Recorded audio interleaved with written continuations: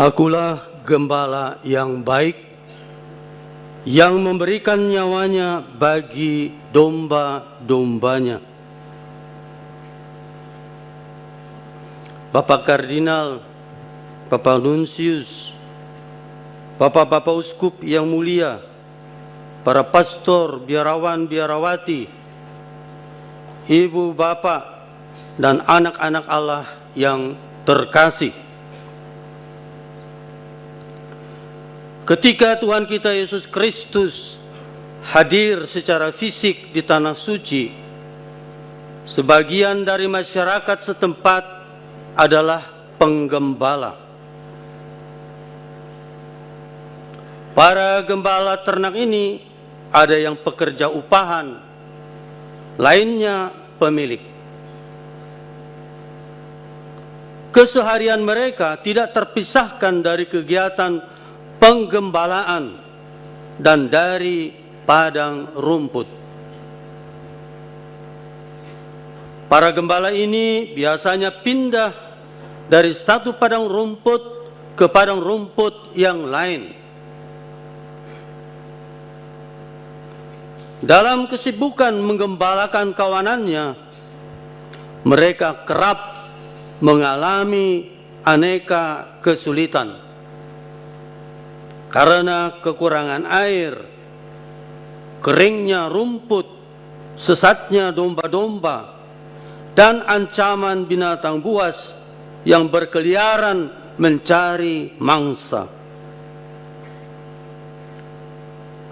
Seringkali pula para pemilik dan penggembala ternak ini harus menantang maut ketika berusaha menyelamatkan kawanannya dari serangan binatang-binatang buas itu.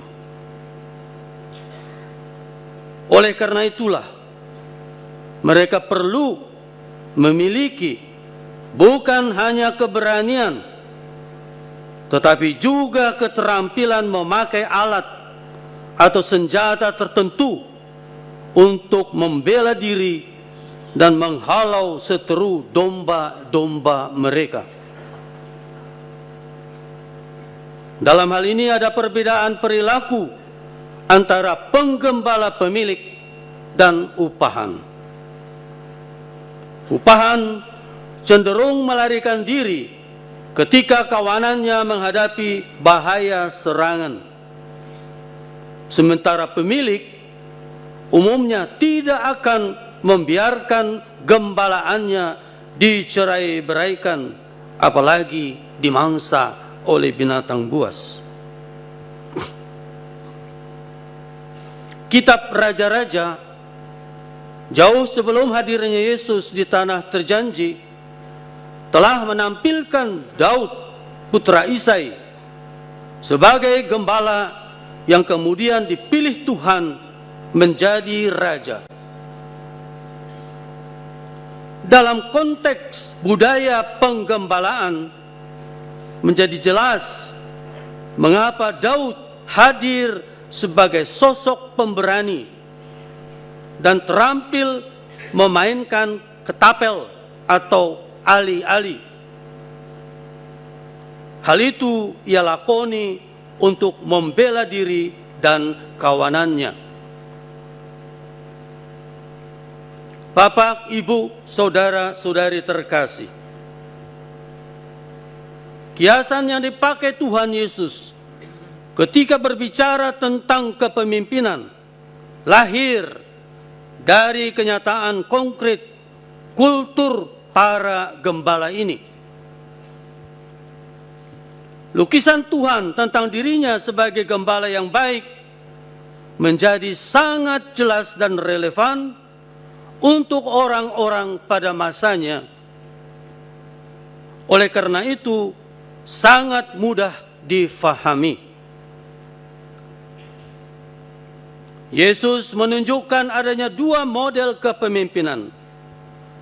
Yang pertama, kepemimpinan yang tidak baik ditampilkan dalam figur gembala yang bukan pemilik kawanan. Mereka ini hanya upahan saja. Yang kedua, gembala yang baik adalah pemilik ternak gembalaannya.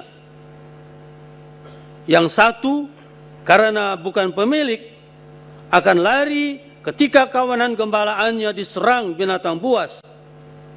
Juga tidak akan merepotkan diri untuk mencari domba-domba yang hilang, karena mereka hanya upahan saja. Sedangkan gembala yang sekaligus pemilik, yang sungguh-sungguh merasa sebagai bagian tak terpisahkan dari kawanan ternak penggembalaannya, akan berjuang menyelamatkan kawanan ternaknya, kendati harus mengorbankan nyawanya sendiri. Selain itu, dia akan menuntun kawanannya ke padang rumput yang hijau dan ke sumber-sumber air penyegar dahaga, dan dengan sukarela merepotkan diri untuk mencari domba-domba yang tersesat. Ia mengenal ternaknya dengan namanya masing-masing. Sebaliknya, ternak-ternaknya mengenal suaranya. Saudara-saudari yang terkasih, figur pertama, gembala yang bukan pemilik, tampak dalam diri para Farisi, Saduki, ahli-ahli Taurat, dan para pemimpin bangsa Israel yang menerapkan hukum Taurat secara ketat untuk orang lain, sementara mereka sendiri menyentuhnya dengan jari pun tidak.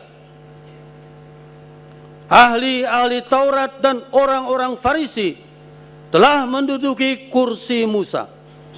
Sebab itu, turutilah dan lakukanlah segala sesuatu yang mereka ajarkan kepadamu, tetapi janganlah kamu turuti perbuatan-perbuatan mereka, karena mereka mengajarkannya tetapi tidak melakukannya.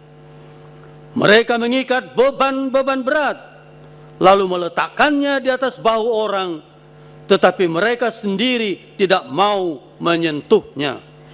Matius 23 ayat 2 sampai dengan 4. Yesus sering mengkritik kelompok ini juga karena tingkah laku dan ajaran-ajaran mereka. Berjaga-jagalah terhadap ragi orang Farisi dan Saduki. Matius 16 ayat 6. Selanjutnya, karena kemunafikan serta kebutaan mereka sebagai pemimpin. Bandingkan Matius 23 ayat 1 sampai dengan 36. Di pihak lain, saudara-saudari, Yesus tampil sebagai gembala yang baik, yang rela memberikan nyawanya bagi domba-dombanya. Dialah figur pemimpin teladan dan sempurna, contoh bagi semua pemimpin. Sebagai gembala yang baik, dia mengenal domba-dombanya dengan nama mereka masing-masing, dan domba-domba mengenal suaranya. Artinya, Yesus memahami seluruh rahasia hidup kawanannya sampai ke relung-relung terdalam, dan mau ambil bagian dalam suka dan duka hidup mereka. Dia senasib dengan kawanannya dalam segala hal, kecuali dalam hal dosa.